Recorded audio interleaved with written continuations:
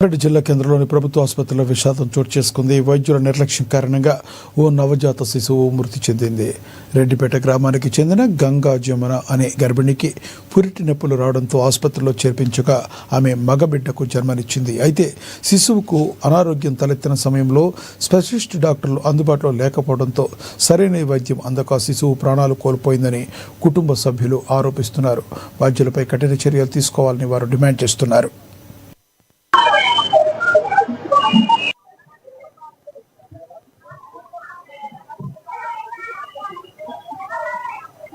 తీసుకెళ్ళినాక వాళ్ళేమన్నారు private హాస్పిటల్లో already బాబు చనిపోయి 4-5 hours అవుతుంది అని చెప్పి తీసుకొచ్చిండు. మళ్ళీ వాళ్ళు ఇంకేం చెప్పాలి, ప్రైవేట్ హాస్పిటల్ ఆల్రెడీ చనిపోయి తీసుకెళ్ళండి అని చెప్తే తీసుకొని వచ్చిండు. మళ్ళీ గవర్నమెంట్ హాస్పిటల్కే తీసుకొని వచ్చిండు. వీళ్ళు 19వ తారీఖు మార్నింగ్, అంటే ఇక్కడ వచ్చింది 11 అయింది.